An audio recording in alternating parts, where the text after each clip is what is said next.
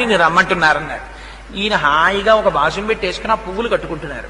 ఈయనన్నారు ఆయనకేం పనా పాడా, హాయిగా పీఠం ఎక్కి నించుంటాడు.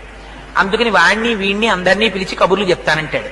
నేను ఒక్క అరగంట ఆలస్యం అయిందా ఈ మొగ్గలు బాగా విచ్చుకుపోయి రేఖలు ఉడిపోతాయి. అప్పుడు ముట్టుకుని కడితే రేఖలు ఉడిపోతాయి, అందం ఉండదు. అందుకని నేను మా గురువు గారు రామానుజాచార్యుల వారికి ప్రమాణం చేసి వచ్చాను, మంచి పూలదండలు కట్టి వెంకటేశ్వర స్వామి వారికి సమర్పిస్తానని. అందుకని ఇప్పుడు రాను, నాకు కుదరదన్నానని చెప్పన్నారు. అంటే అర్చకులు అలాగే వెళ్ళి చెప్పారు, ఆయన రారటండి ఇప్పుడు. అంటే ఏం చేస్తున్నాడన్నారు. మీకు పూలదండలు కడుతున్నట్ట, మొగ్గలు పాడైపోతాయిట, ఆయనకేం పనా పాడా అన్నాడండి అన్నారు. అంటే సరేలే అని నించున్నారు స్వామి. ఈయన తర్వాత పుష్పమాలికలన్నీ కట్టుకుని బుట్టలో పెట్టుకుని దాన్ని భుజానికి తగిలించుకుని లోపలికి వెళ్ళారు గుళ్ళోకి. వెళ్ళి ఈ పుష్పమాలలన్నీ అలంకారం చేద్దామని గడప దాటి చేతిలోకి తీసుకుంటున్నారు.